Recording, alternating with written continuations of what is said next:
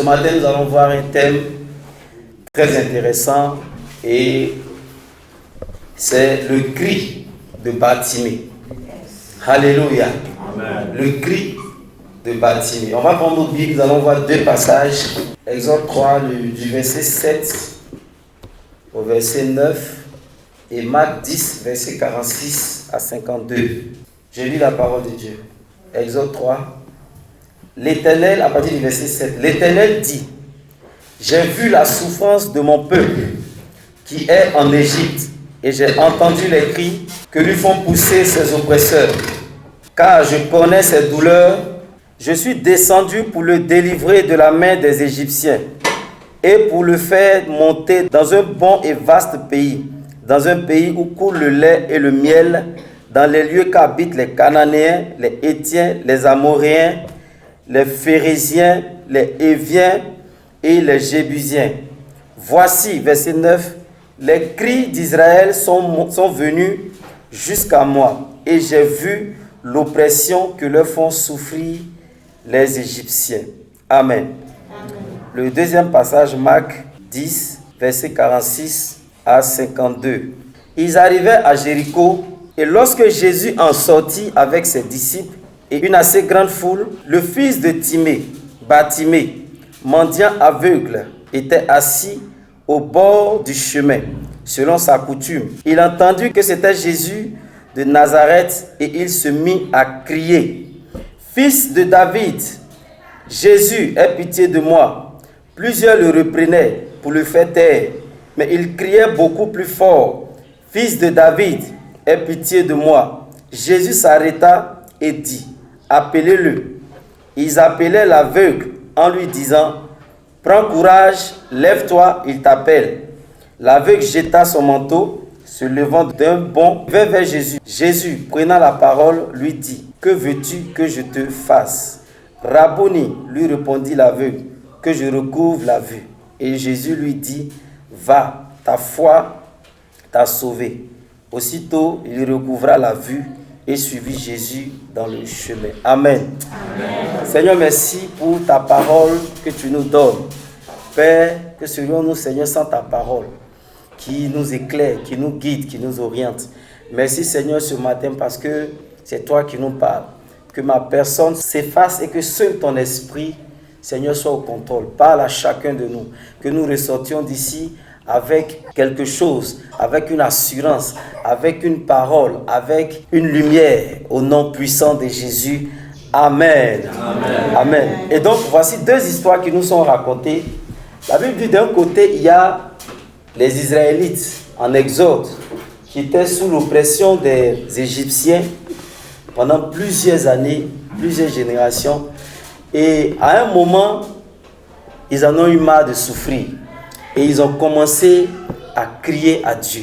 Ils ont commencé à appeler Dieu au secours. Ils ont commencé à, en tout cas, faire ce qu'il fallait pour que Dieu intervienne dans leur vie. Jusqu'à ce que, et à cette période-là, Dieu est en train de parler à Moïse dans le buisson Adam. Et c'est Dieu qui lui disait: j'ai entendu les cris que les Égyptiens font pousser à mon peuple. Je veux que tu ailles me délivrer, etc., etc. Et quand on lit la suite, la délivrance a été opérée. D'un autre côté, dans le livre de Marc, on voit qu'il y a un monsieur qui s'appelle Bartimée, qui est aveugle. Et un matin, il est assis dans son même endroit où il va s'asseoir chaque jour pour mendier. Et ce n'est pas qui l'accompagnait, qui le guidait, peut-être qu'il avait un bâton pour l'orienter. Il est parti s'asseoir. Mais ce jour-là, spécialement, quelque chose d'extraordinaire va se passer.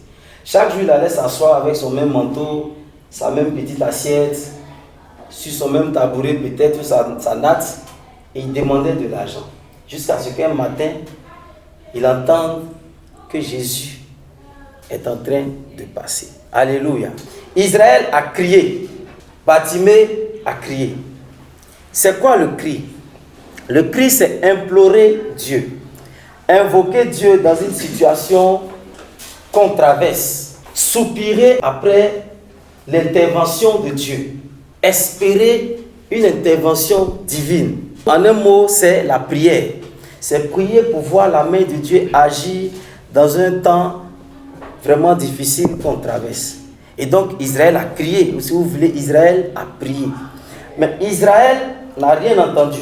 Israël s'est dit, si on prie, si on appelle Dieu au secours, il va intervenir et on sera délivré. Et Israël s'est mis à crier, Seigneur, nous voici, on souffre, on a besoin d'aide, on a besoin que tu viennes nous sauver. Et Dieu va envoyer Moïse. À la différence de Bartimée, qui était assis et il a entendu que Jésus-Christ passait. Qu'est-ce qui a poussé Bartimée à commencer à crier? C'est quand il a entendu que Jésus-Christ passait. Alléluia. Amen. Il ne voyait pas. Mais Dieu merci, il entendait. Et c'était suffisant pour lui, ce jour-là, pour obtenir ce dont il avait besoin. La Bible dit, il a entendu que c'était Jésus qui passait. À partir de ce moment-là, il s'est dit, aujourd'hui, c'est aujourd'hui. Alléluia. Amen. C'est aujourd'hui que quelque chose doit se passer dans ma vie. C'est aujourd'hui qu'il doit y avoir un changement dans ma vie. C'est aujourd'hui que l'état de mendiant dans laquelle je suis pendant plusieurs années doit changer. Alléluia. Et Bartimée va commencer à son tour à crier. Il ne criait pas dans un esprit de bon, j'écris espérant qu'un jour Jésus m'entende. Ou bien j'écris espérant que bon, peut-être il va m'entendre et il va venir. Il ne criait pas dans un esprit de Jésus, s'il te plaît, me voici. Oh, Jésus, s'il te plaît, est-ce que tu peux me sauver? Non. La Bible dit il criait, il s'adressait directement à qui? À Jésus. Il dit Jésus, fils de David, aie pitié de moi. Alléluia. Il dit fils de David. Je ne sais pas qui a parlé de Jésus à Bartimée, mais tel qu'il appelait Jésus, ça veut dire qu'il le connaissait dans une dimension prophétique. Alléluia. Dans une dimension prophétique. Il dit Jésus, fils de David, aie pitié de moi. Il ne criait pas dans le style d'Israël où ça fait longtemps qu'on souffre.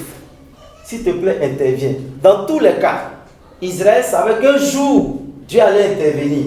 Mais quand, on ne sait pas. Ce qui est sûr, prions seulement. Jusqu'à ce qu'un matin, ou un midi, ou un soir, Dieu intervienne. Et par la grâce de Dieu, il y a eu intervention, n'est-ce pas? Dieu dit, les cris du peuple sont montés à moi. Ça veut dire que, écoute, ce n'est pas une affaire de tout de suite. Ça fait un moment que ces cris-là sortent du corps des Israélites, causés par la souffrance. Dieu a entendu. Mais, à la différence de Bartimée, il n'a pas crié pendant plusieurs jours. Il dit, aujourd'hui, c'est aujourd'hui. Il a commencé à appeler Jésus-Christ de Nazareth. Et c'est parce qu'il a entendu qu'il a commencé à crier Jésus, fils de David. Il n'avait pas besoin, à l'instant T, dans tous les cas, il n'avait pas la capacité de voir. La Bible n'a pas dit Bartimée a senti que Jésus passait.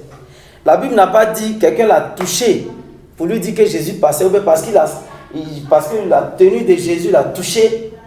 Donc, il a commencé à crier. La Bible dit il a entendu. C'était suffisant. Il a entendu. Alléluia.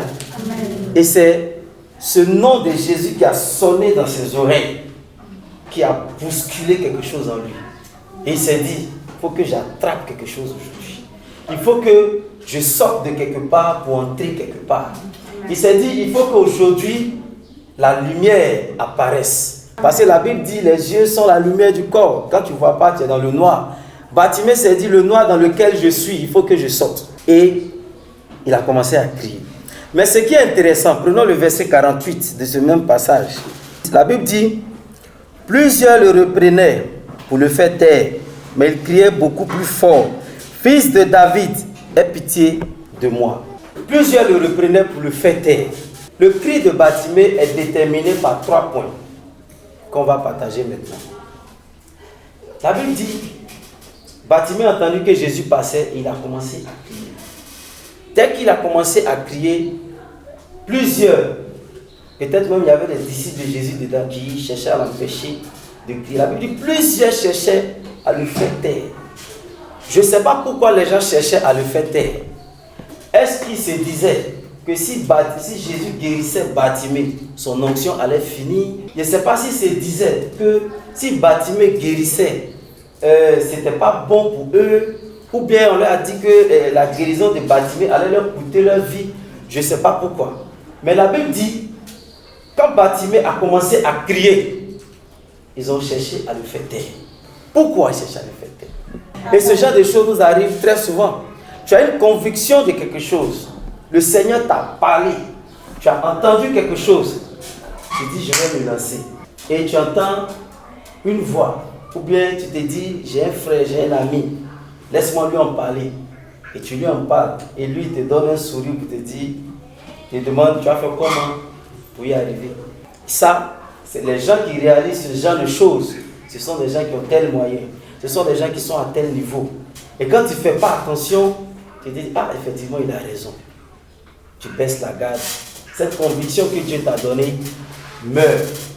Il t'a fait taire. Alléluia. Il peut arriver que tu essaies et à un moment, tu n'y arrives pas. Les circonstances de la vie qui sont venues te faire croire que tu ne peux pas y arriver, t'ont fait baisser les bras. Ça t'a fait taire. Donc plusieurs choses peuvent arriver dans notre vie pour nous faire taire dans un domaine bien précis dans lequel le Seigneur nous a donné sa conviction, nous a dit, vas-y. Mais pour Bartimée, ce n'était pas le cas. La Bible dit, plus il cherchait à le faire taire, plus il criait. Bartimée était persistant. Alléluia. Bartimée persistait, c'est le premier point. Ils insistent, Bartimée persiste. Tape ma bouche. Dans tous les cas, il ne voyait pas. La Bible n'a pas dit Bartimée courait de gauche à droite pour chercher Jésus. Il ne voit pas. Peut-être que Jésus est à droite, il va aller à gauche. À gauche, il va aller à droite. Peut-être que Jésus est devant, lui, il sera derrière. Il criait. Tout ce qu'il faisait, c'était de crier. Et plus il criait, plus les gens cherchaient à le faire taire. Mais Bartimée persistait. Il s'est dit, aujourd'hui on est dedans. Si vous voulez, tapez-moi avec ce que vous voulez, mais je ne laisse pas. Alléluia. Bartimée était persistant. Il n'a pas abandonné. Il criait. Donc imagine, même s'il y a 10 personnes qui cherchaient à le faire taire. En général, quand il y a la foule quelque part, il y a du bruit comme si tout le monde était en train de crier. Donc imagine quelqu'un qui crie dans la foule, on entend un coup une voix, et puis tout le monde se dit, oh, tais-toi. Donc logiquement, la voix de ces gens-là doit dominer la voix de Bartimée. Mais la Bible dit, il criait plus fort. Ça veut dire que la voix de Bartimée dépassait la voix des gens qui cherchaient à le faire taire. Il n'abandonnait pas, il persistait. Parce qu'il a entendu que Jésus est en train de passer. Alléluia. Qu'est-ce que tu as entendu qui t'a bousculé, qui t'a motivé à faire ce que tu veux faire?